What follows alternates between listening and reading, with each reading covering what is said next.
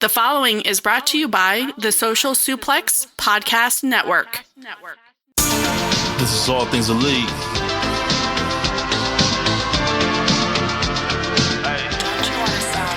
Welcome back to All Things Elite. Load up the pod, man, it's on when we speak. Rich right here, let me warm it up for Austin and Floyd. Couldn't be no one but the boys. When it come to All Things Elite from the fan perspective, swear, man, it ain't no question. Hear from them first. Swear, man, they putting in the work. No, they had to get me for the verse. Social Suplex Network's on. I was at a time in your headphones. Austin and Floyd on the microphone. Backing out on the ring, getting in the zone. Pulling up the show, give it 7 stars, you already know. Who else could it be but the show with the proclivity for positivity? I'm gone.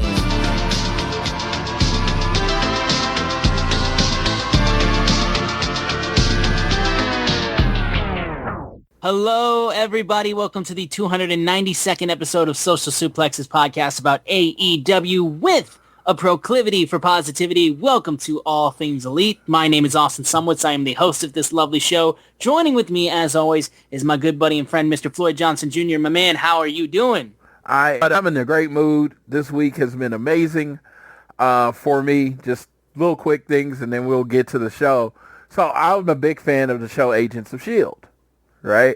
You've heard of it? Okay. Starring Clark Gregg as Phil Coulson and Chloe Bennett as Daisy Johnson, a.k.a. Sky. Well, or then Quake. Yeah, she had a lot of fucking names on that show. In June or May, I guess June or May, I went to a con in Dallas, and I met a bunch of people. And I told my wife, I came home and told my wife that I was done with comic conventions for a while. I don't know if any of you that are listening do a lot of convention tours.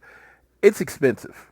And you pay to get in, you pay for the photo, you pay for the auto, you pay for everything, and it's just like once you get one person, you get one other. Usually when I go to a con, I think the lowest I'd ever spent on a convention, I'm like all in, was like $1,500. It's a very expensive hobby to have.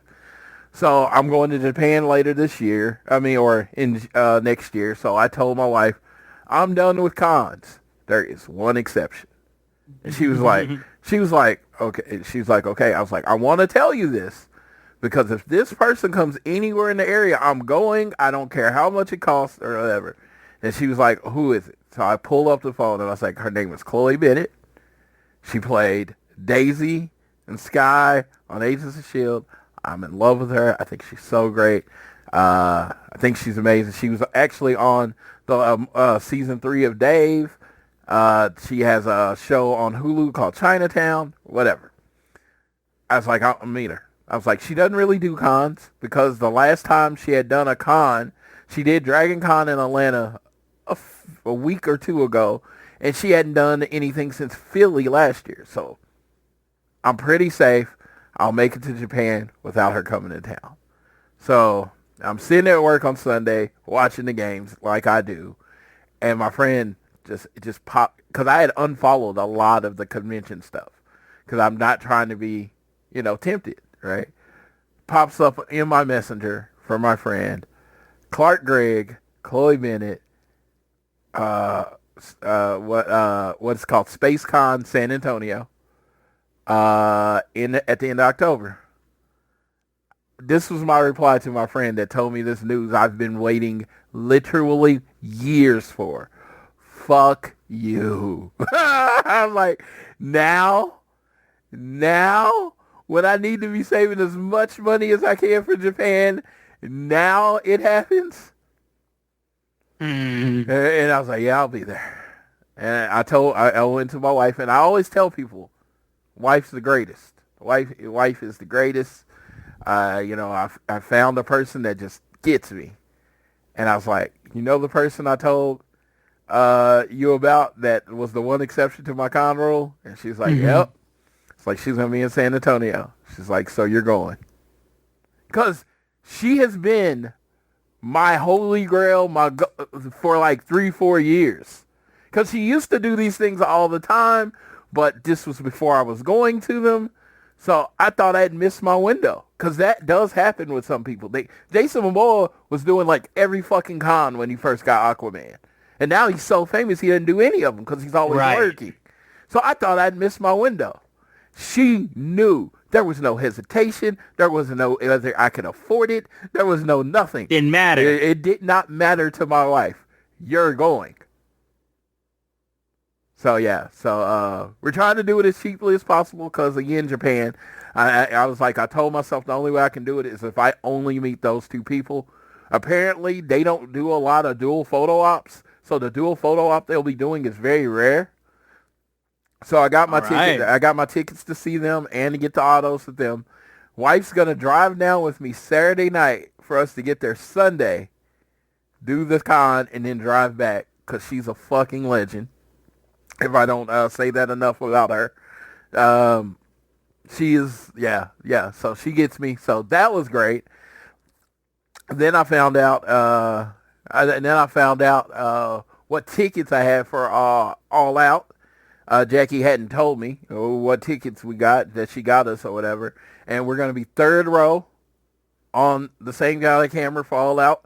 So we're gonna be third row for FTR versus Christian and Cope. So thank you, Jackie. You're fucking amazing for doing that. Hell yeah. And so yeah, I was having a great fucking week.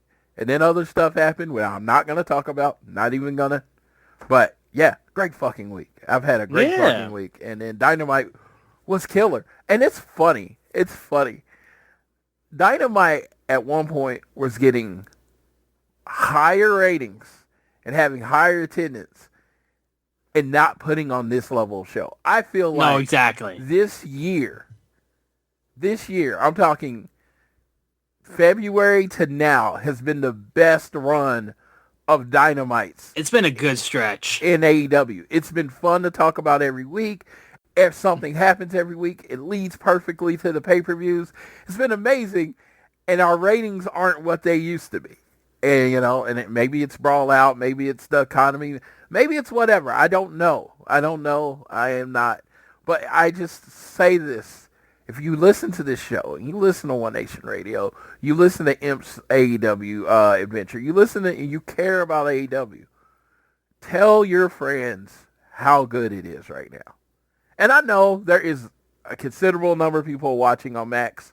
I literally have my Max on every week, even though I watch it on TV or whatever, because I want the extra view or whatever. So, it makes me feel better, and I doubt it affects anything. But tell your friends, tell your people, the people that have left, the lapsed fans, the people that have like, oh man, CM Punk left.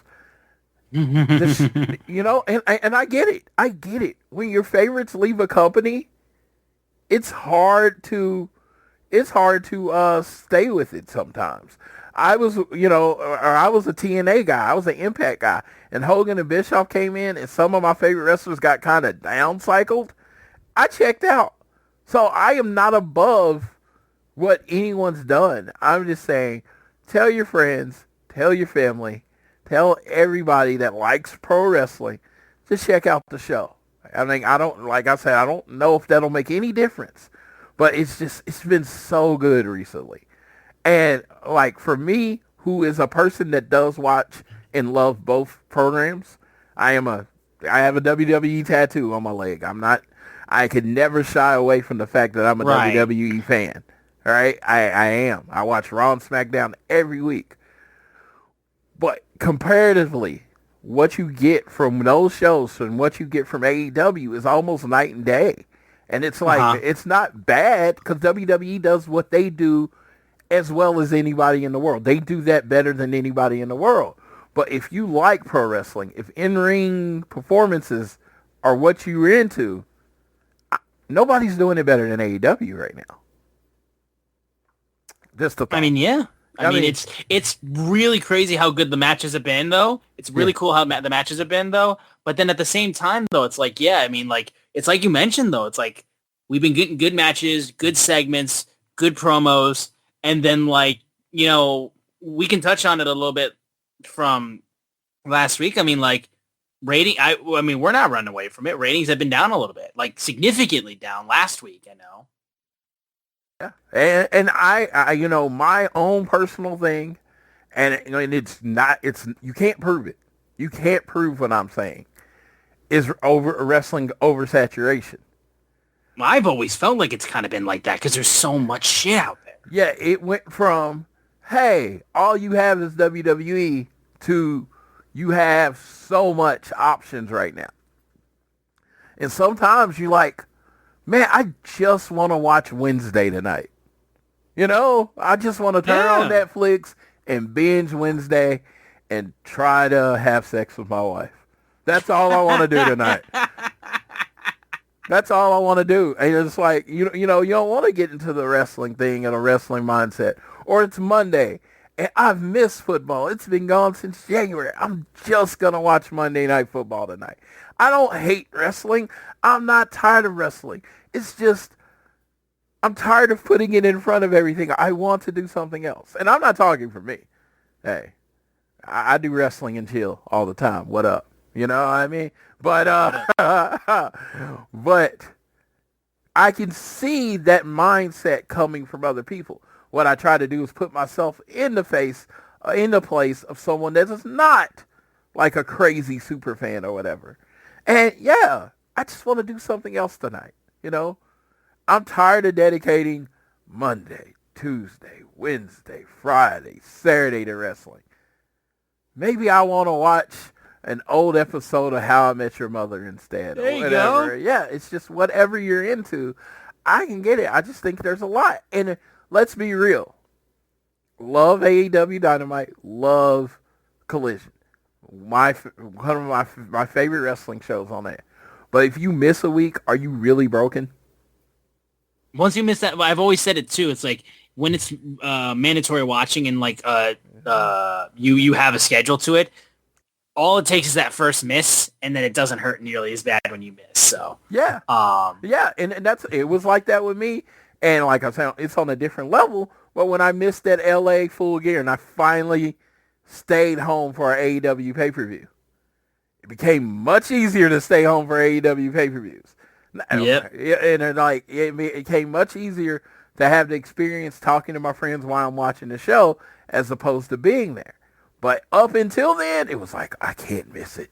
If I miss it, they're going to go out of business. It was like, that was kind of the main thought process, which, again, it's a broken thought process, but it's like that. So it's like, I want AEW to get hot again.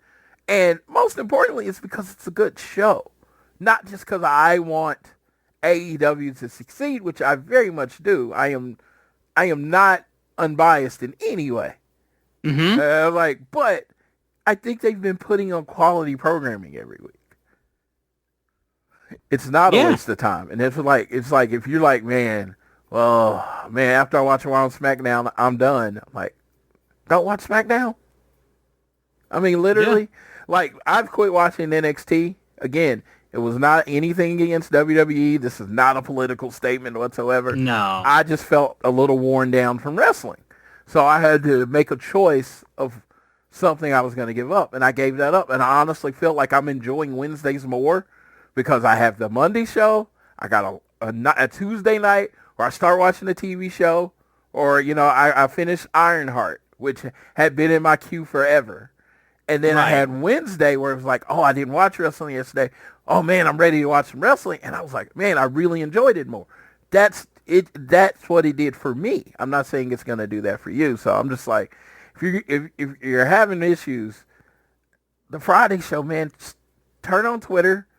You'll get the highlights.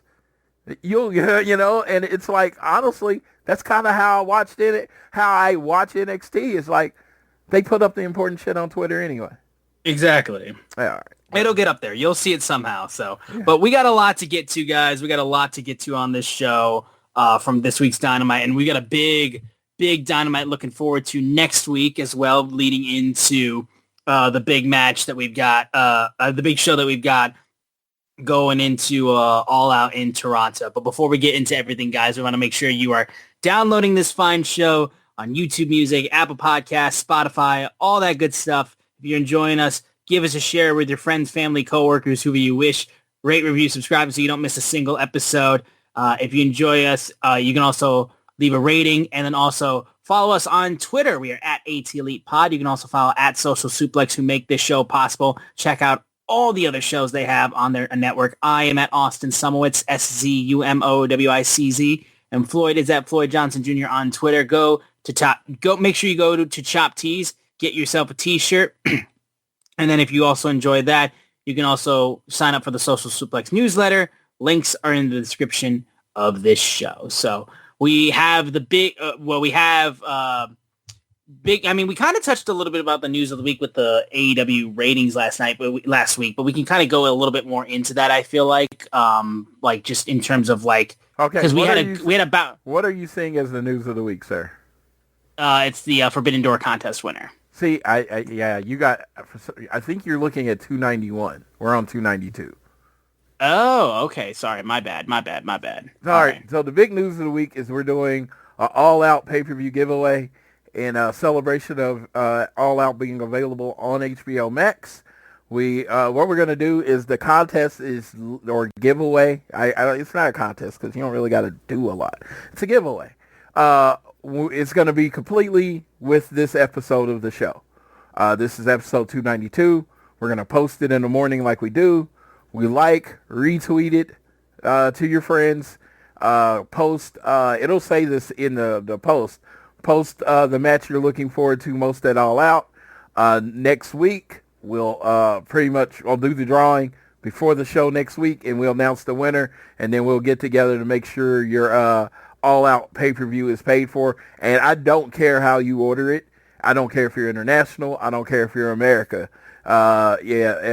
It's if you order it through Triller, HBO Max, whatever, I'll make sure you get the show for free through me. I don't know how the codes and shit work, so we have our way of getting it done. So that's what it is. Just a retweet of the show and what match you're looking forward to most, and you can get the All Out pay-per-view for free. Yeah, so guys, make sure you take part of the All Out giveaway.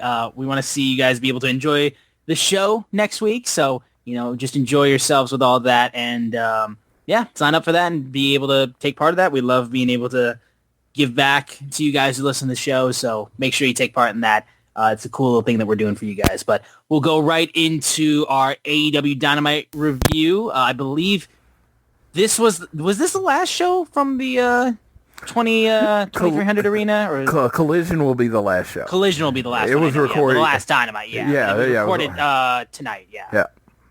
So, but the show opens up with a grudge match. Hangman Adam Page versus the Walking Weapon, Josh Alexander of the Don Callis family. So continuing onward with Hangman going down and going after all the members of the Don Callis family. So this was a really fun opening match. And also, I must say, too, because I don't know if we touched on this last week. I can't remember if it was announced last week or this week. But Bryan Danielson is now an official member of the AEW commentary team. I think it was all announced on Collision. So yeah, I think they announced it last week on Collision. Yeah, and so he is now on the commentary team, pretty much full time, I think. And I will say, as a guy who enjoyed Bryan Danielson screaming about bears on Saturday Morning Slam, I am all for Bryan Danielson commentary. And also too, I mean, when he did the Cruiserweight Classic with Mauro Ranallo, that was the most engaging commentary team I had ever heard in wrestling in a very, very long time. So I'm all for Bryan Danielson doing commentary. It is a lovely sight to see. I will say I enjoy that tremendously, first off, before we even get into the match itself. Yeah, a big thing with me is, I am glad he's there, because just like you, I absolutely enjoyed his time on CWC, but he's like, I'm done full time because he promised his kid. I mean, that was the story. Maybe it was true, maybe it wasn't, but it's like, full time is full time. So if you're gonna be on the show full time, why aren't you wrestling as the American Dragon? I know he said some BS about him not being able to wrestle to the level of AEW. I laugh at that. He is one of the greatest in-ring performers ever. I think at 40%, he's better than half of the world at wrestling. So I laugh at that. He can't do that. So, But but as a person that comes to it, I'm glad, he's always willing to help AEW in any way he can. I appreciate it. Yeah, that was JR calling me. I appreciate... Recording JR. Yeah, I absolutely appreciate that he's always willing to help AEW in any way. He was in Australia at a rugby practice or whatever. So the dude is down for the team. So I am glad that they see this as the best way for him to help. And I like him because he's very much old school. He feels like the succession of Gorilla Monsoon in the way that everything he does, he's trying to make it make sense in the wrestling sphere. Like, this is why you do it this way. This is why. And he's so good at manipulating stuff. If you're not somebody that it has somewhat been jaded about wrestling, it's refreshing. But I can honestly say that looking at it, I can see why people would hate it too, because wrestling color isn't done like that anymore. Right. It isn't, No, it really isn't. Yeah, Nigel tries. He throws a little bit in there, but Brian Danielson. Yeah, he goes all the way to the right. He goes all the way. He is full on. It's like he's manipulating the fingers because it makes it hard for you to do your move. Yeah, he goes full right, full strategy, full color commentator. He might as well be Madden with the telestrator. There you go. Yeah. I mean, I feel like he is the GOAT, absolutely, in terms of wrestling, and he is killer at commentary. So I'm not going to be ever angry to hear him on color. But this was a really, really, really strong opening matchup. There was interference with all the Don Callis family, though, towards the end, and it didn't matter because Hangman was able to still fight his way through the entire time. Alexander looked like a stud. He was absolutely just fighting his way through it. They just were throwing hands from the beginning, and then you had a great moment where the moment where Hangman is held up and gets, it was like from the top rope, like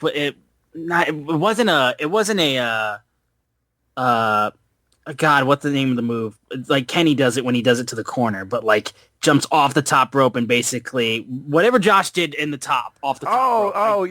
The rolling fireman's carry. Dude, I couldn't believe that shit. That looked ridiculous. Oh, dude. Like I was like dumbfounded by that. Yeah, sometimes, he's been in the Don Callis family, so people forget Josh Alexander is one of the better, wrestlers in the world. I don't know, top 10, top 20, whatever, but he ain't lower than 50. You know what I mean? No. The dude's amazing. This is why he got signed All Elite. He caused some controversy this week by saying that it was never his dream to wrestle at WrestleMania, and that broke some motherfuckers' brains. Like, my daddy, like, oh my God, your dream wasn't the same as mine? I'm so shocked. What? I will tell anyone, that said, I grew up wanting to be the world champion. When I was growing up, when I was a kid, and, we would play wrestling and stuff, I always wanted to be the TV champion.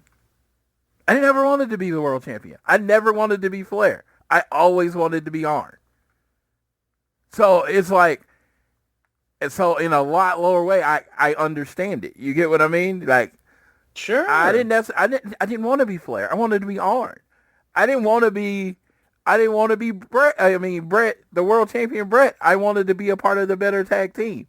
Like, if I was wrestling, I would be a tag team wrestler. I always, like I said, because of, what TV I got, all I got was that Sunday morning WCW show, and Arn Anderson was in the main event every week. So that's what I wanted to be. So don't put your wishes and goals and dreams and how you see it on everyone else. There you go. No, I'm right there with you with that. Hangman grabbing Josh Alexander to the outside and suplexing him into the guardrail. It looked like he landed on his head. That was freaking crazy. They beat the 10 count. And then as the match goes on, there's a great moment where Hangman hits the Deadeye on the apron, and then the Arihara moonsault, and then After that, we have a great moment with the buckshot lariat. And again, Don Callis tried to distract the referee with Archer and Rocky Romero trying to get in there, but it did not matter because he knocked away them and then got the buckshot lariat on Alexander. That was the pinfall victory for that match. Really, really fun match to open things up. And then we move immediately into a promo that led into a face-off between Hangman and Kyle Fletcher. But the match itself was just fucking awesome. Hangman, again, continuing to just shine, and Josh Alexander proving to people like, hey, do not sleep on me. If you were sleeping on me before, you're ridiculous for doing so. Like, this guy is such a good worker, and he's a huge part of the Don Callis family, which is one of the most over groups, I think, in terms of just like their strength and their power. I mean, like they're dominant and they're fierce. I feel like that just, it's crazy how much sway they have. If it wasn't for the Death Riders or like all that kind of stuff, I mean, like they're dominating TV right now. Don Callis family is everywhere. They are the primary heel faction in AEW right now. After Death Riders lost, Don Callis family casually just slid right in there to be the number one heel faction in AEW, and it works because of that group. Look at this kind of match that we get. It's like, this is Josh Alexander versus Hangman. This is amazing, and it made sense, and it wasn't just like, oh, this match is just thrown on, So I completely, like, this match was so good. I'm glad it got to remind everybody that Josh Alexander is, still really good at wrestling. I know he's in this group, but the dude can go. Yeah, 1,000% he can go. Then Hangman gets on the mic. He was talking about basically the most important world in All Elite Wrestling is wrestling. That's what I'm here to do because I am the All Elite Wrestling Men's World Champion. I like the fact, I mean, have you enjoyed that they've made the difference between the Men's World Champion and the Women's World Champion? Like they're saying it now. No. Like they're really or are you not a fan of that? It does nothing for me. I understand he's a man, and I can look at Toni Storm and tell she's a woman. I don't need to be reminded of that. I don't need them to tell me that. I mean, if it does something for you, I'm not trying to take anything away. It just doesn't do anything. No, I was just like, it caught me off guard. I was like, oh, I see what's going here. No, I mean, like, it doesn't. I don't feel one way or the other way about it. I was just like, what was it? I thought you would have like every I didn't know time what your response. Every time he says it, like people online make a deal of it. I'm just like, did you have a problem telling the difference? I think it's all just the idea of like men's and women's, like they're both world champions and they're both looked at as equally as important. I think it's just that's the goal. And you know what? I already did.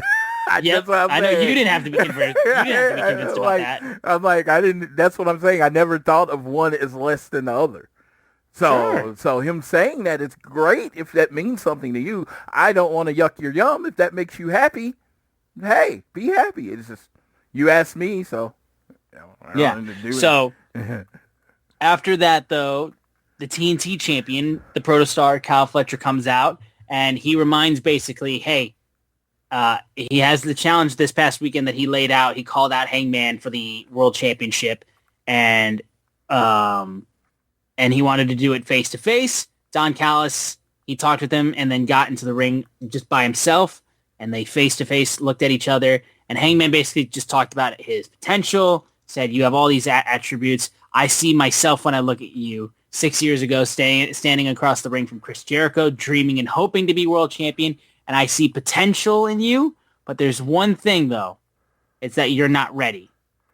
And because he said, based on basically what you did last week, you're not ready after you took out Kenny Omega. And he's like, I'm 26 years old. I haven't even reached my prime yet. I decide when my prime is, and it's right now, and I will continue as long as I damn well please. And he was like, you know what? I need you to earn it.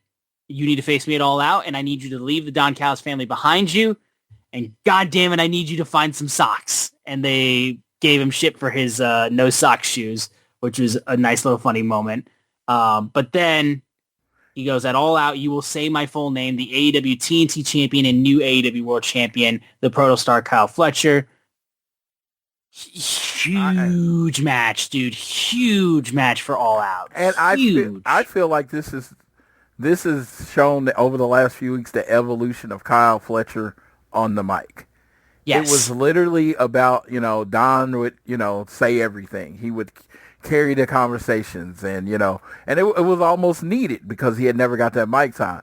But they are really like letting him evolve in front of us. And it's been kind of amazing to watch. You should be saying his full name. And, Hangman, tricking him. Because to me, he got over because, of course Don Callis was planning on cheating. Of course he was. Yeah, like he just neutralized his number one advantage and then said he's not ready. And I'm just like, I don't even know what that means. But hey, cool. I do like it. It's the old veteran wrestler that's went through some shit, which is funny saying that about Hangman since 6 years ago he was, hey, we're going to build a company around this guy. And right, like, exactly. I don't get it. Then now it's Kyle Fletcher, and I'm looking at Kyle Fletcher like, yep, I get it.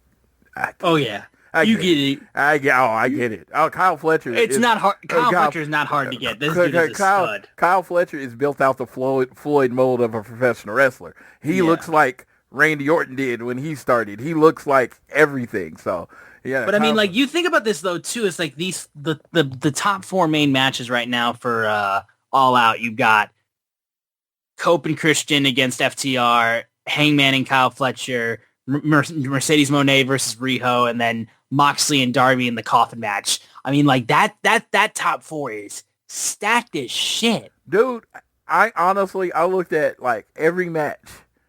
There is not one match that has currently been announced that I would say, man, they could have just did that as the like main event of Dynamite. These are all pay-per-view matches. They all have significant stories. They all have significant stories. They all have actual grudges. They all have stakes that matter. Yeah, it's just crazy awesome to see. And it's going to be a fun show next week, but we got a lot to get into. There was a backstage promo from this past Saturday's Collision, and MJF basically goes like, I got married, and like I still had to be like have you on my mind basically through all this. And like the day before, I was walking out the door, and my newly wedded wife goes like, "Where are you going?" I'm like, "I gotta go kill Mark Briscoe," and she threatened to leave him. And he's like, "You silly bitch! Like, I've been married for a while. I'm married to the game. I'm married to hate. I'm married to vengeance." And he's like, "I will walk down the aisle this Saturday at Collision, and I will say I do. By God, I do to whatever stipulation Briscoe has for their match at All Out." So, very fun promo from MJF. Honestly, one of the more enjoyable ones that MJF has done. Dude, like the comedy on top of that, and then the severity of it too. I think it mixed so well. Let's be real. I cannot tell you an MJF promo I enjoyed more. Now, have there been MJF promos that I probably enjoyed on the same level? Sure. But dude, the intensity here, and like I'm married to hate, I'm married to this. Oh my God, it was like a masterclass. This was like, these promos, like I know he took a hit when the Brochacho thing came. I know he took a hit. And I know a lot of people was like, oh, he's being silly or whatever. This promo is MJF. I love it when he slows it down, and I love it when he makes you jump through hoops, and I just love him in general.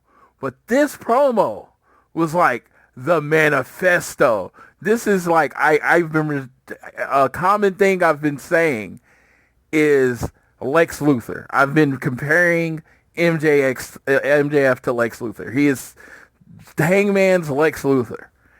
So now he's fighting against Mark Briscoe, who's a less than a Superman. And he cuts this promo, and you hear it because he tries to seem unbothered. He tries to seem all this all the time. But someone has got to him. And like, if you've watched the Superman from in July, when he finally snaps and says basically he's jealous of Superman, this was that promo. He snapped. I hate you. I want to kill you. I need to put you in the ground. It's like, I am not done. I will let you name the stipulation. I will let you choose how you die. This is my MJF. Yeah, I mean, dude, it was such a good promo. It was such a good promo. We then had a moment where Renee Paquette was in the catering area and was talking to the Young Bucks about the huge 10-man tag match that's for $500,000. And they're like, these guys could really use the money, obviously, because they're not EVPs. They're broke shit. They're like, what would you do with the money? And then he ran down the city of Philadelphia and their food and said they're going to order expensive food when we win. Nick wanted to double his money at the slot machine. They tried to sit with the Dark Order. Their seats were taken. They went to the next table. They found Brandon Cutler. And Cutler goes, I should have said this a long time ago to you guys. Shut up, Young Bucks. And then that's when Moxley comes down and reminds them that they are the best tag team in the world and said, you guys get $250,000 each if you show up to win. Bucks were then like, all right, we can take the whole goddamn thing. So Moxley believed in them, gave the Young Bucks a pep talk, and they were ready to go for tonight.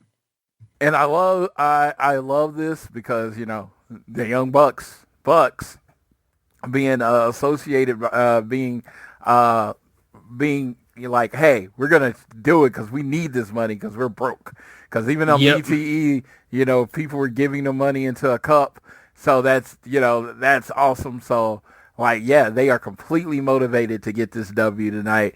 And Mox had to remind them who the F they were. Yeah. Oh, yeah. And that was the whole purpose, was to have the Bucks remember who they are. We then had a tag team match between Riho and Alex Windsor versus the TBS champion Mercedes Moné and Emi Sakura. Look at Emi Sakura getting back up on TV.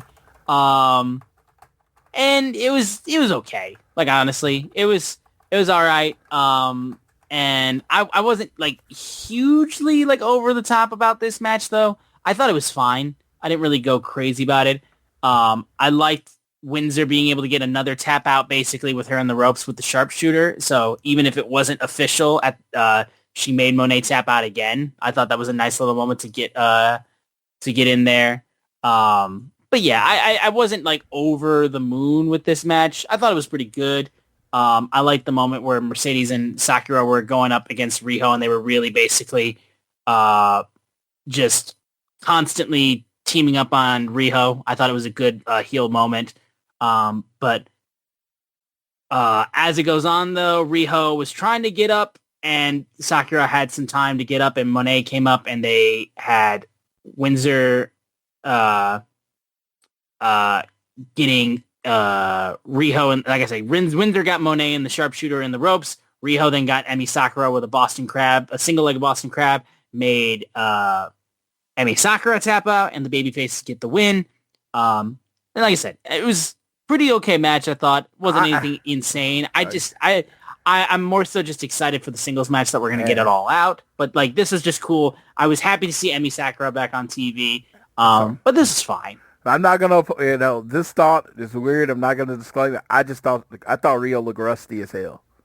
There was points where I saw the slipperiness of it, and like, there was just like, it was weird because it seemed like when Emi and Riho were going at each other, that was the extra like bit of sloppiness. I would have thought they would have been way more on point with each other, but a lot of the sloppiness I felt like kind of was when they were going at it a little bit.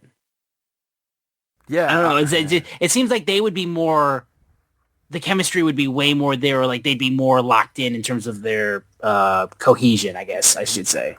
Yes. I don't know the explanation. I feel like it'll be locked down by Toronto, but yeah, she just seemed like, I haven't been doing this a lot recently, so the time. It was fine. It didn't really ruin it for me, but I can see what you were saying though. Yeah, it's just like, it just seemed like she was thinking, and it was a little slow. Right. Yeah. No, that's really all I had for that. There was a quick little gentleman's agreement with Ricochet offering something to Shelton Benjamin, basically saying before their match, like, here's a gentleman's agreement. We leave everyone in the back. We do it one-on-one. And I will embarrass you later tonight. And they're like, Shelton's like, okay. And then we have all the statistics being narrated about this first-time matchup between FTR and Adam Copeland and Christian Cage. Stokely comes out and was like, basically like, y'all are spreading bullshit. And then they ran down everybody that was in the building. And then Dax just wanted to start a fight with the people in the crowd.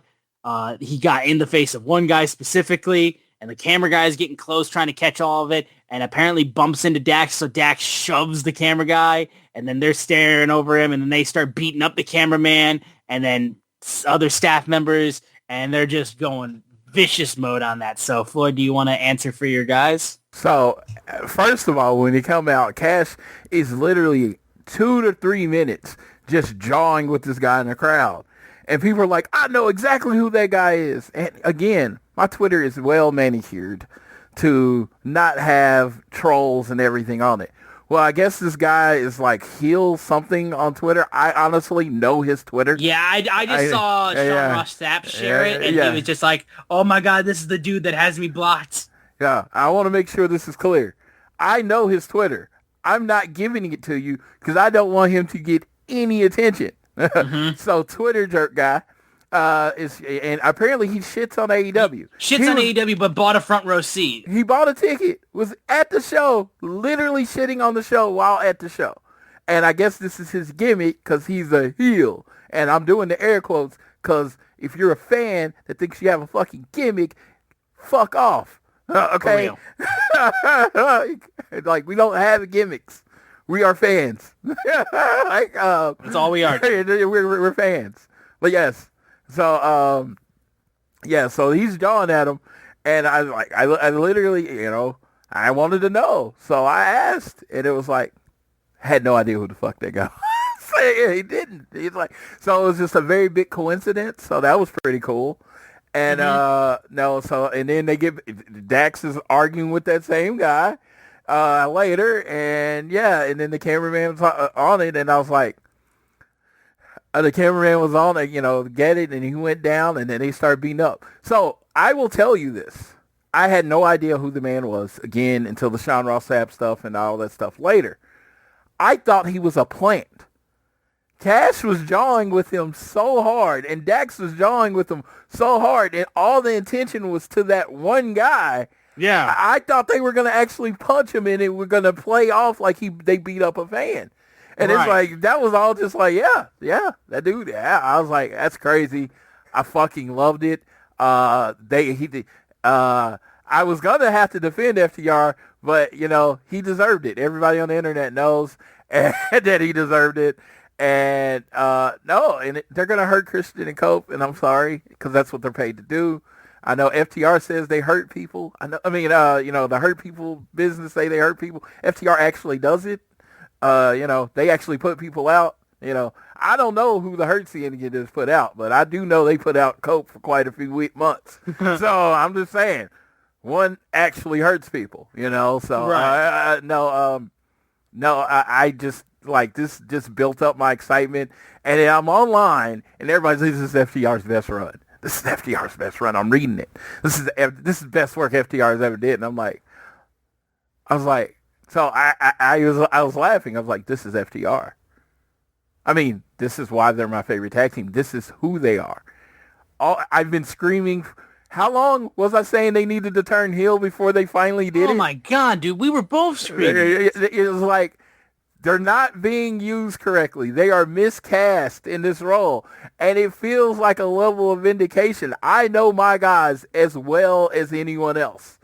It's just like they were miscast in the role that they're in. This is what they do. This is how they can help the AEW tag division be the best tag division in the world in this role. I always said if the Young Bucks and FTR are like heel and face, the Bucks need to be the face. FTR is my favorite tag team ever. But when they're heels, they're a 10. When they're faces, they're like a 7. And that's me being 100% honest. Sure. They're better when they're not worried about being liked. They can take the cuffs off and just be. Oh, dude. They can be who they are. Let me tell you, they are North Carolina boys, so let's use a North Carolina reference. When FTR is heels, they are 23 Jordan. When they are faces, they are 45 Jordan. 45 Jordan was pretty good. 45 Jordan put up 50-something against the Knicks. He was pretty good. But 23 Jordan? But 23 Jordan? But 23 Jordan. Different conversation. Different fucking conversation. And when FTR is in their bag, when they're heels, they are 23 Jordan all the way, baby. All the way. All the way. We then had Shelton Benjamin had a response to the gentleman's agreement, basically being like, you know what, MVP wanted to chime in. And he's like, I got it handled. And he's like, Ricochet, you can leave everyone in the back. And then he promised he was going to put him on his back. And then we go into the match between Ricochet and Shelton Benjamin. The ball chance, the ball chance, the ball chance, the ball chance. Yes, bald. We bald people. We bald people. We bald people. They are bald people. They are bald people. And, we all know bald is the best. That means your testosterone level is high. That's what I was going to say, though. Like, that was them actively. I feel like that was more, like, outside of just the bald chance. It was, we bald people seemed way more endearing. Maybe that's just me, but, like... Yes. Does that seem way more endearing than any of the other bald chants? Absolutely, and I just loved how this match worked because it was like, Sheldon used to be an athletic freak. He still is. Honestly, being legit. Don't get me wrong, he still is. But when he's in the Hurt Syndicate, he's just throwing dudes around. He is the Minnesota Golden Gopher All-American National Champion wrestler Sheldon Benjamin, and he was chunking Ricochet around like it was nothing, and I loved it because it was the contrast of almost high flyer versus technical style, badass versus kind of coward, and I just thought this match was as about old school wrestling as you can get inside of an AEW ring. It was like Ricochet was full on cowardly heel. Shelton Benjamin was full on badass good guy, and they told that story super well. And then, of course, the gentleman's agreement was absolutely bullshit from Ricochet's side of things, because Bishop Khan and Toa Leona shows up at ringside. They distract the referee, headbutt to Shelton Benjamin. That gets the roll up with a handful of tights, cheats to win. You got duped. You got duped into the gentleman's agreement because God knows Ricochet was not going to follow through with that. They went and they picked off him, and then MVP and Bobby Lashley come to the Haid. They start fighting off with those guys, and security comes out, and then Ricochet gets knocked out by the ring, by Benjamin getting his little revenge and building up the heat for their trios match at All Out. Like you said, this is classic, just old school, cowardly heel versus athletic freak babyface. And dude, and Danielson especially was giving Shelton so much props, I feel like, too. The entire match. And it was just it was a fun one. I enjoyed it, and I thought, it gave me a lot of excitement for the trios match, too. Especially just being able to get MVP in the ring with these guys, too. Dude, and let me say this. I don't know if the Gates of Agony, Khan works a lot of independents, totally owning it. If he does, I don't see that he works them a lot. I don't know if this is just improvement of their craft over the last 6 months to a year, but they had a promo that they posted on the AEW site, and it's like they let the pit bulls off the leash. They are so good at promoing. I was like, Ricochet, it's Ricochet. This is not to disparage him, but when they're cutting the promo, and I don't know if Ricochet was doing this on purpose to let them shine, he was kind of the lamest one. Totally alone. Since they've let him use the mic, I'm like, why hasn't this guy been talking for years? What are they doing? I mean, he has a Samoa Joe Taz intensity to him. And when I'm watching the promo and he's yelling. Don't get me wrong, he is yelling, but it wasn't the yelling that did it. It was the presence. It was the passion with what he was saying. I was just like, where the hell's this been? Yeah. Why wasn't this out when they were with Swerve? I love these guys. You barely saw any of that. Yeah, honestly. he was literally grunting. He wasn't allowed to talk. He was like, he would do that. And I was just like, dude, I mean, ever since they got Ricochet, I am a Gates of Agony fan. Not like, oh my God, I'm like, oh, no, I am a fan. They have a presence about them. Like, he cut that promo, and he's like, I'm going to build my legacy on top of yours. And I was like, oh, this motherfucker going to beat up Bobby Lashley. And in my head, that doesn't even sound right. Because nobody can beat up Bobby Lashley. But God dang it, he convinced me in this 30-second clip. So if you haven't seen it, go back and watch it. AEW Dynamite put it out there. I'll share it on the page. But yeah, I just was like, where has this been? Yeah. Yeah, no, it was honestly really well done. Really, really well done. Hook had a promo in front of a fire pit where he basically said, in regards to Samoa Joe and Powerhouse Hobbs, he's like, I understand when they needed to go next man up. And when I was hurt, I appreciated their backup, but now it's time for me to stand on my own. Or is it? So a little bit of tease there. They officially made Hangman Page versus Kyle Fletcher official. Cal said he had all the confidence in the world of Fletcher being able to do it by himself, and he needs to trust him because he will bring the AEW World Championship to the family. And then we go into the Philly street fight between Toni Storm, the AEW Women's World Champion, against Sky Blue. Whoo, buddy, this was awesome. I mean, before the match, even you saw the picture on Twitter.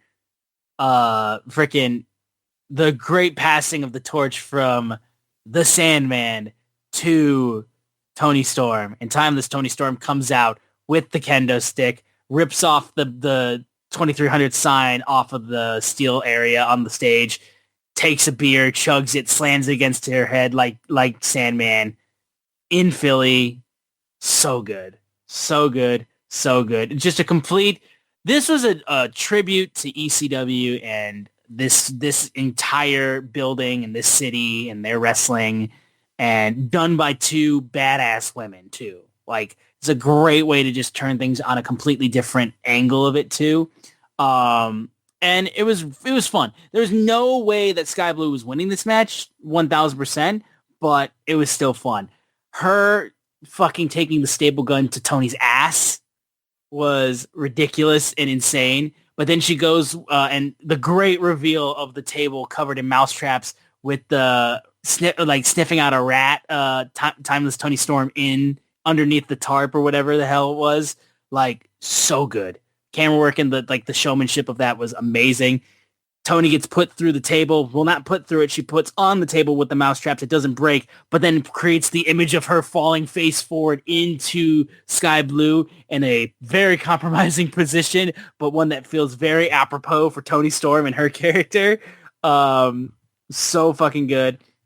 A great moment, though, where Sky Blue proceeds to take a trash can and hit her multiple times. There's an electrified...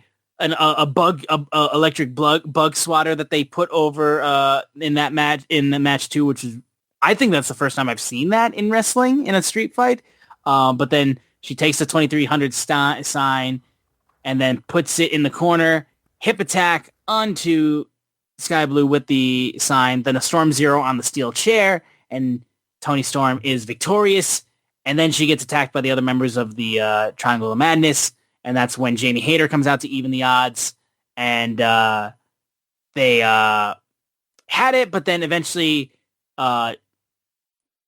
Chris Statlander also comes out too, but then Jamie Hayter accidentally hits Chris Statlander with a forearm. Then the Triangle of Madness get rid of them, go back after Tony Storm, and then great spear from Thekla, hits the spider pose over Tony Storm to set up the 4-way at All Out.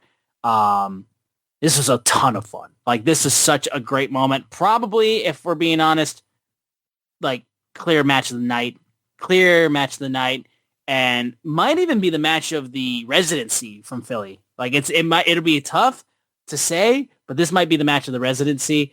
I love the tribute. I love the way that they did this. It was just so good. Dude, so and I talk about this often, about the predictability sometimes that takes me out of a match. This match, I knew who was going to win. I knew who was going to win. I didn't zone out because, dude, it was action from the very beginning. And I felt like in this match, it elevated Sky Blue. Tony won, but Sky Blue's it added a level of toughness and danger to Sky Blue. Now, she's done these type of matches before, don't get me wrong, but this was, usually she had a partner, and, they would lean on each other or whatever. In this one, it was mano a mano with the AEW Women's World Champion, Tony Storm. And I think she held her own, was right there with her, at every step. Very well executed match. I would have to go back and look at the residency, but I can say I don't know of a better match on the residency. But Kyle Fletcher and Dustin went really, really hard. And that was during the residency. That was badass, yes. Yeah, and they went really, really hard. So I'm not going to, I don't know. Like I said, I would have had to think about it for the list. Sure. But no, absolutely. Yeah, if I was saying the women's match of the residency, definitely. No question. It's not even close. Yes. We then have a backstage interview with Willow Nightingale, had some words from Marina Shafir, but then Harley Cameron comes out with a guitar in hand of After My Be Still My Beating Heart, and then tries to mend the fences with Chris Statlander and Willow Nightingale, and was like, listen, she's trying to be nice, all that kind of stuff, and if you let bygones be bygones, I will draw a cat on your face. Draw a cat on your face. Willow was like, Harley, you're the best, and I would absolutely take getting a cat drawn on my face, but there's a past with me and Stat and the friends that she clearly still has, and she also made sure to warn Harley to watch her back around Statlander. Harley and Renee, as she leaves, kind of sadly harmonize over the chorus of "Cat on your face." Such a good moment, so great. And we then announce the huge AEW Unified Championship tournament that they're doing leading into All Out. So Kazuchika Okada will be basically putting his title on the line in a tournament. He first has to face Michael Oku this Saturday on Collision. Fuck yeah, absolutely. Konosuke Takeshita will face Anthony Bowens. And then next week on September to Remember Dynamite, Beast Mortos against Mascara Dorada. And the winners of those three matches will meet in the final in a 3-way at All Out for the Unified Championship.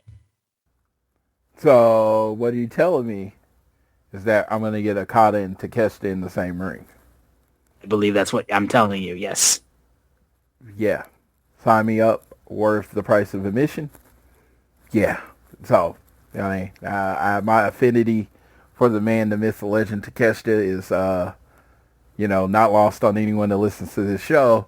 But then Takeshita and Okada's like the match to me. Yes. Like, there's very few dream big matches that AEW can put on that they haven't put on.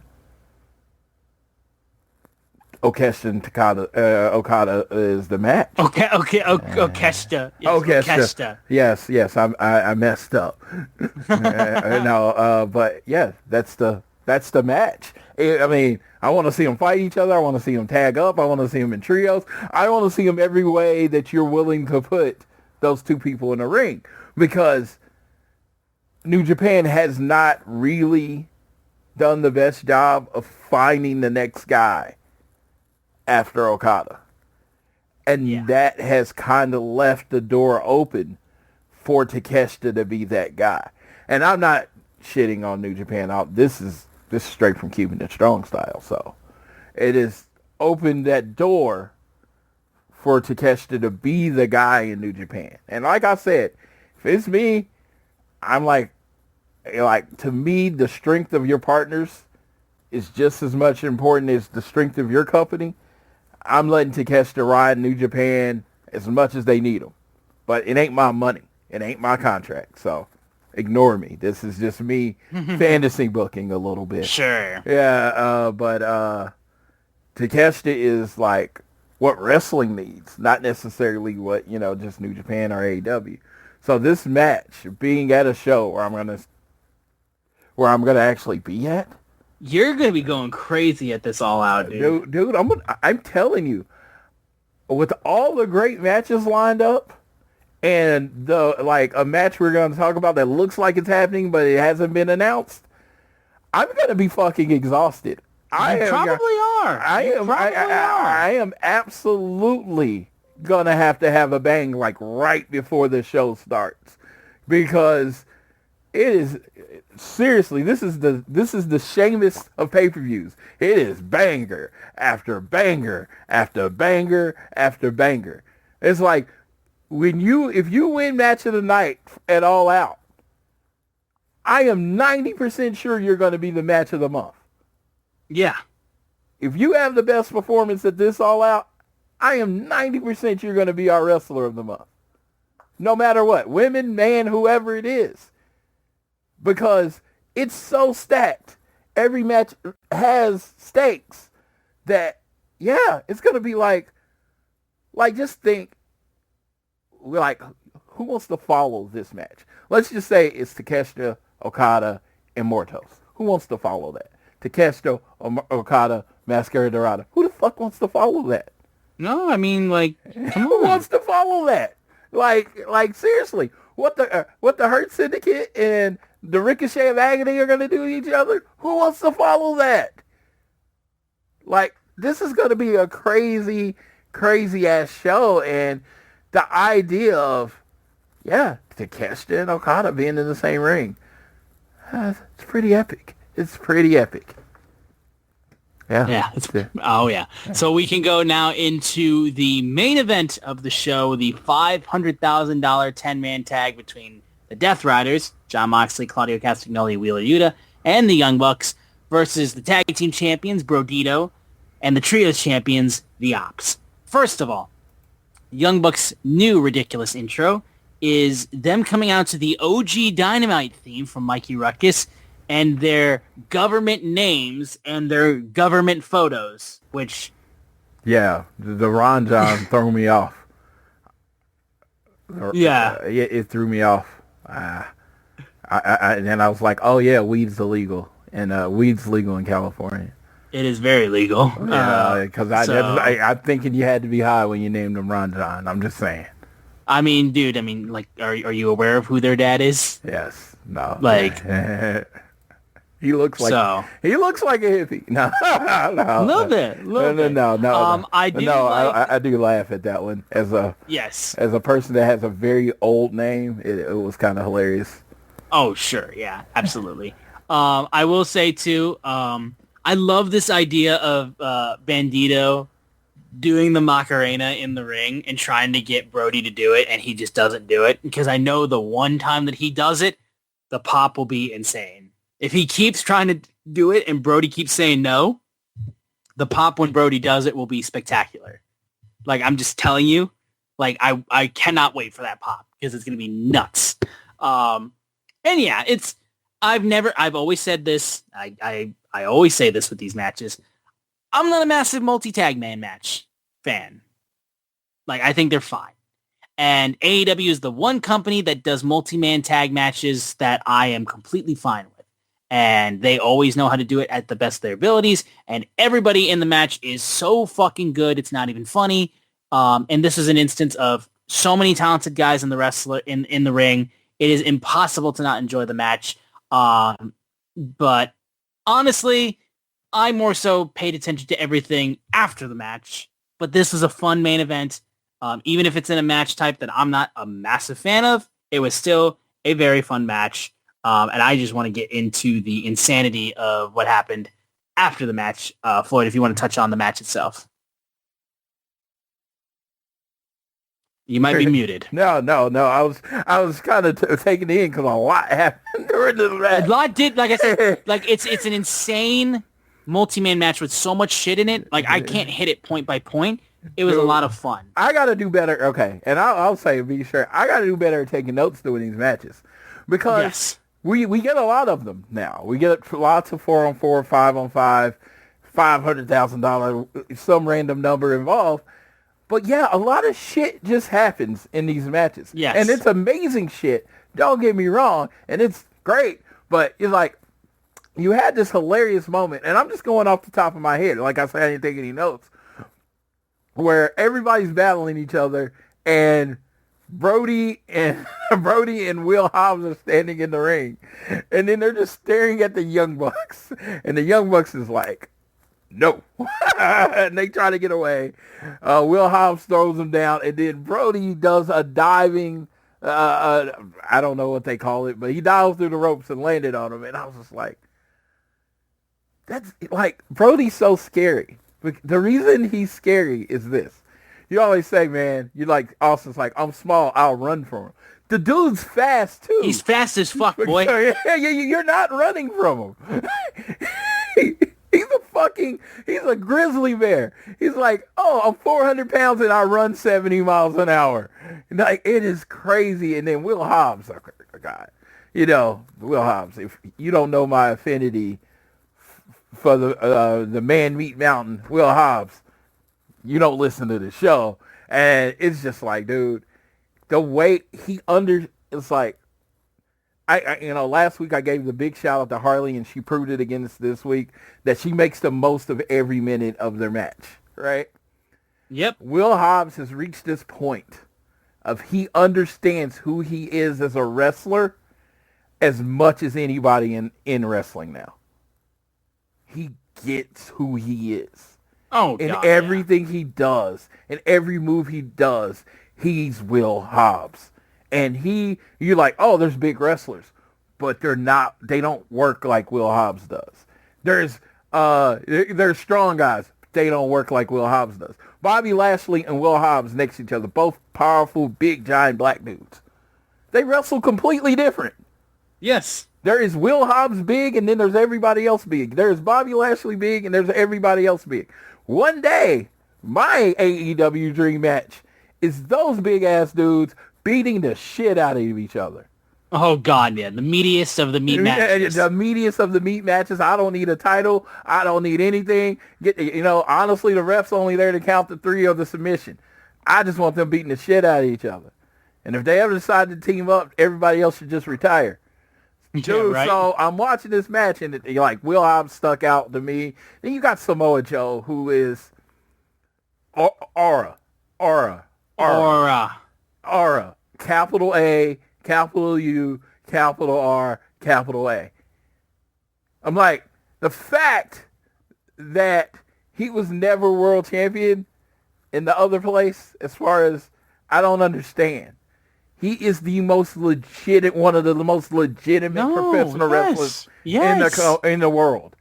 It's like he makes everything better just being there.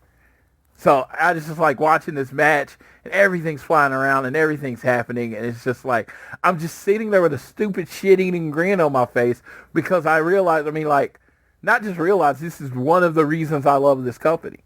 Because in the same night that you got a street fight with Tony Storm and Sky Blue, and then you had an amazing singles match between Hangman and Josh Alexander, you then get this clusterfuck at the end of the show, and it's exactly. And they all somehow fit into what is AEW.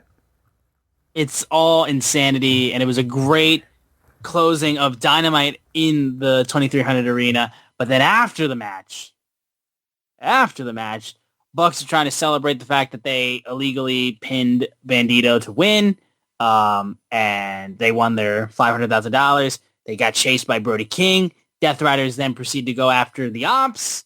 Darby Allin then flies in and is ready to go and beat everybody up, has Moxley by himself, and is just getting ready where he wants to go after him. And then he gets jumped by some man in a hood, and it's Daniel Garcia. He has absolutely listened to the advice he got from Jon Moxley, and he is joining the Death Riders. He gets "You Sold Out" chants at him.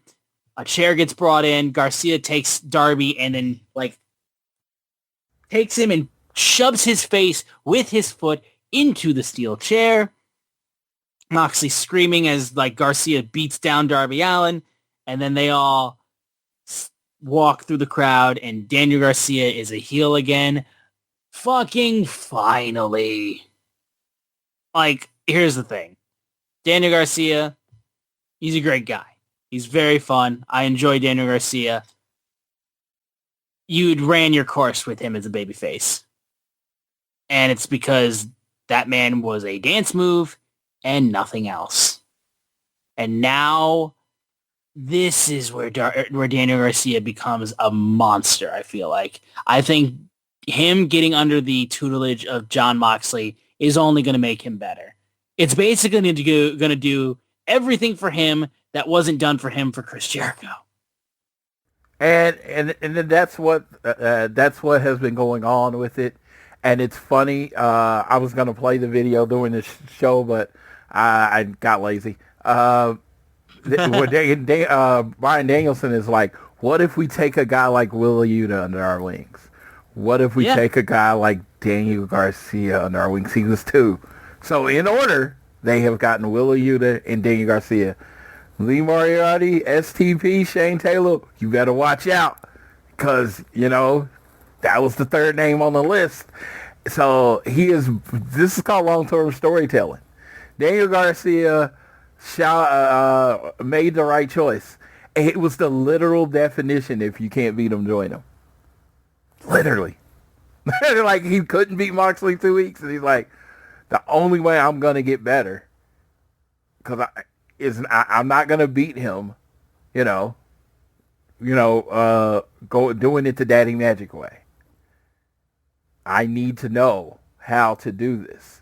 So he joined the Death Riders. And this was the perfect way to end the Dynamite version of the Philly residency. So good. Absolutely. It was such a good moment. I'm so excited to see Daniel Garcia's growth and his character change. I think it's going to be awesome to see. And I think this is nothing but good stuff for DG, and I'm really rooting for him. I'm hoping this does some really awesome stuff. But that was AEW Dynamite Collision taped tonight. Yeah, and I just wanted to say, shout out to Kendi and Laura. I mentioned them on the show. They're my newest Young Buck friends. They had They had a great 3 weeks at the residency. First week the Bucks wasn't on the show, but the next week they meet the Bucks. Then they get to see them live, and then they get to see them live again. And this is I think for Laura, I think this is the 3rd time that she had ever seen them live. So literally. They were on TV the whole night. Anytime they did a wide shot, boom, they were there. They actually had more screen time than the Young Bucks. So I am actually I'm not against that. I am very happy for my friends. So I'm glad they were in that position to see the show and that they got that Philly residency because, again, that's, to me, more than anything, the fans and these experiences is what AEW is about.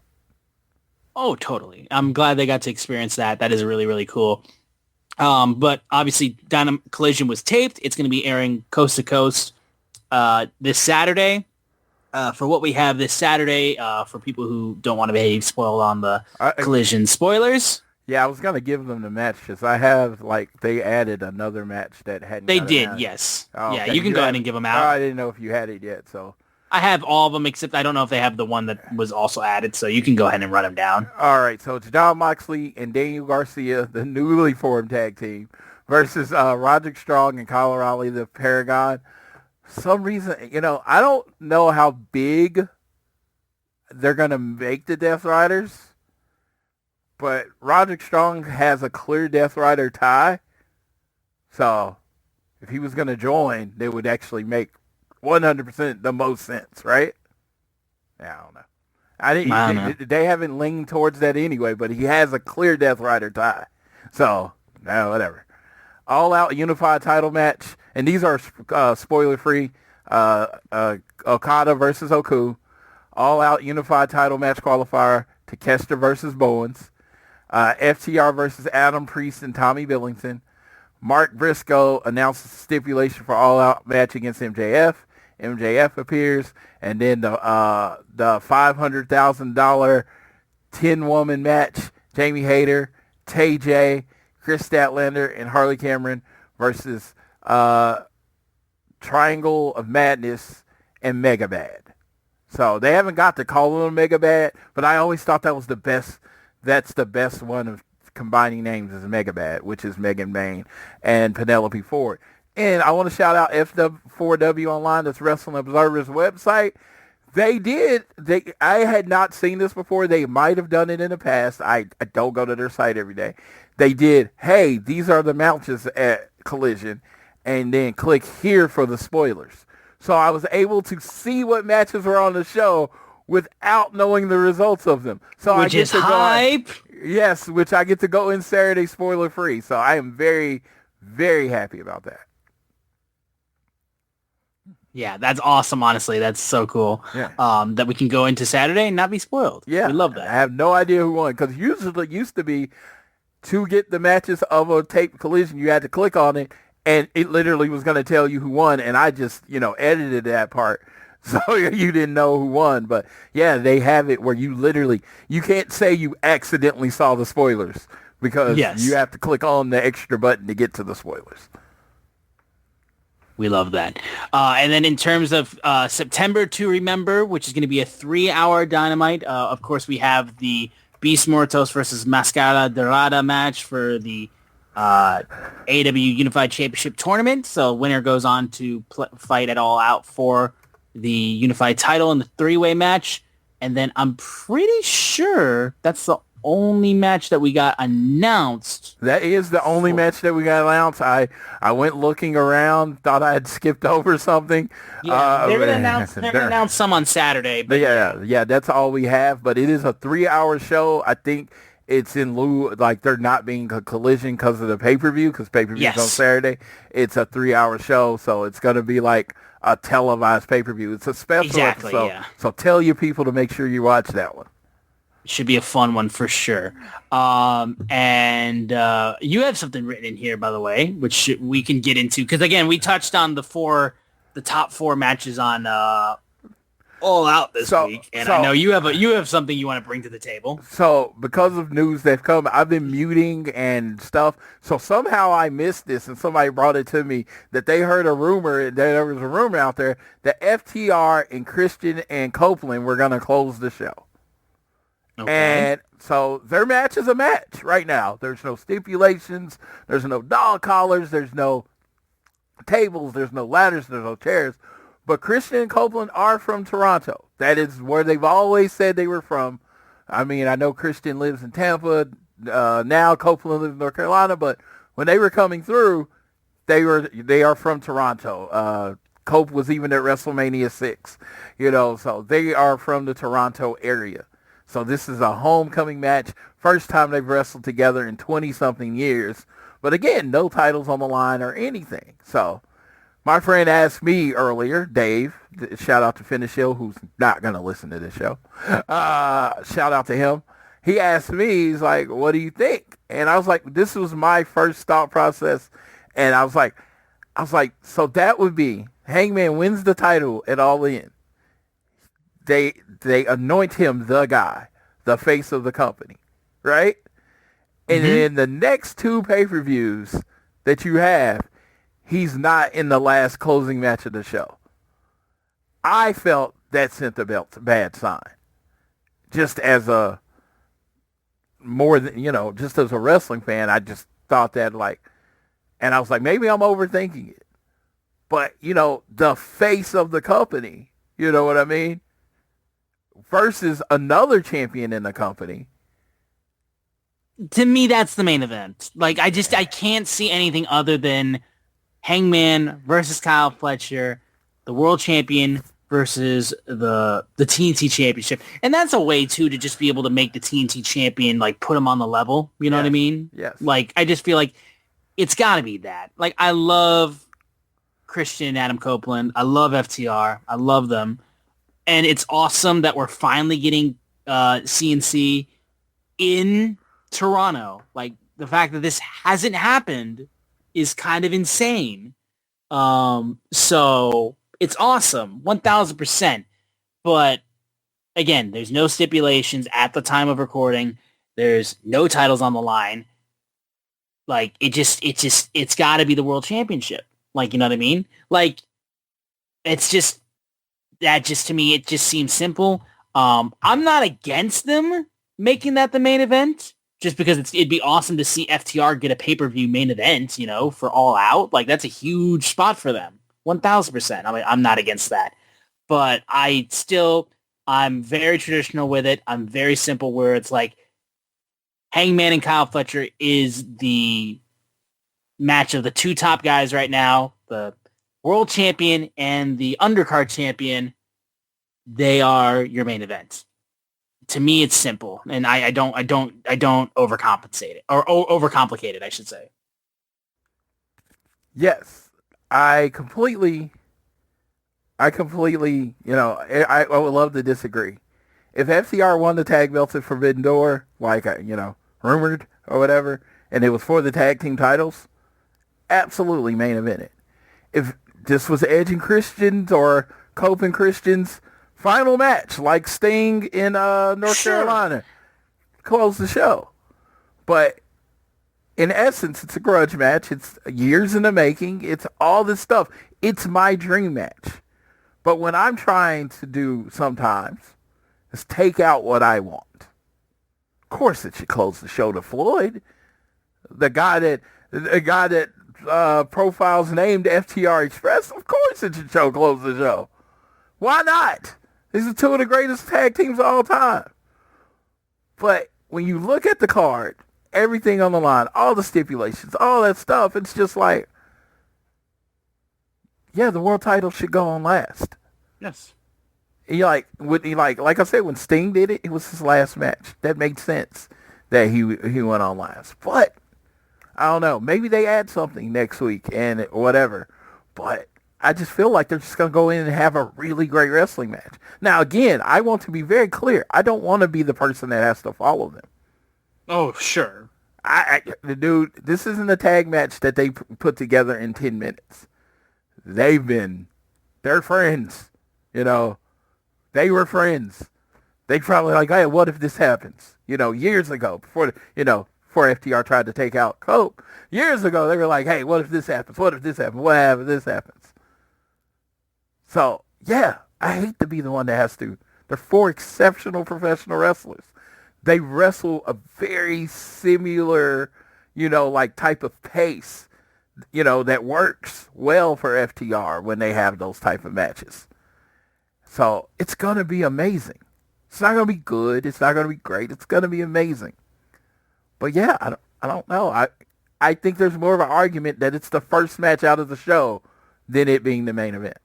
That, honestly, it being the opener would be fucking wild, I think. Ooh. So I think that would be a really fun spot for it. Yeah. I think there's more of an argument of that than it being the main event. Based I think on, that would be fun. Like I said, if you're trying to look at it from a somewhat impartial, like I am not, for the most part, impartial with FTR. I have no problem admitting that. But if you're looking at it trying to be impartial, the world title goes on last unless there's a special reason. Uh-huh. No, I'm right there with you. We got a couple quick things that we want to hit on before we close out this show. So, Floyd, you want to go ahead? Yes, I want to go ahead. Paramount Skydance is preparing together a package to buy WBD. You're like, Floyd, why would you bring that up on this show? Well, Paramount just signed a big-ass deal with TKO UFC. Mm-hmm. And WBD owns... WBD is the televised partner of AEW. Yep. So TKO and Paramount are in bed together. you know, we've seen the business practices of TKO. Mm-hmm. Like, I hope it doesn't affect AEW at all. But it's just and who's to say this actually goes through, too? Yeah, who's to say this has to go through? But it's just one of those things. It's 100 miles away or whatever. I'm GPS saying, hey, this destination is in 100 miles. Just kind of look out, pay attention, whatever you do. I will do my best to keep you up to date on the show. Then there's sad news, and I like to sandwich like some sad news in there. Wardlow, when he came back, made his triumphant oh my God, triumphant return at Forbidden Door, was beating up on Prince Nana, and somehow had a freak accident where he threw a regular ass clothesline and tore his pec. How does that fucking happen? Like, I hate that. That's so fucking like, oh my God, you can't be serious with that shit. So yeah, torn pecs, depending on the severity. Like, I remember when Cody did his, he tore his off the bone. So it was going to be, I think it was the longest, and he was out from May to the end of January. And that's like, so I'm hoping with how he tore it, it's not as bad as what Cody's is. Right. And maybe we can get him back at World's End or something like that. But apparently he was going to be the guy. Like, he was going to be in the title picture with Hangman, and all of, like, there's all sorts of rumors that he was in for a big push. And that all got deflated by his pec being torn. Our hearts and best wishes and healing energy is sent to Mr. Wardlow, and we look forward to having you back soon. He's always been one of the guys that I've loved, so hopefully he can get back, get healthy, and get back when he is prepared. Yes, I hate that so much for him. Like, it's awful. I hate that for him. Yeah, absolutely. I mean, every time I've met Wardlow or anything, he's always like the nicest guy and everything.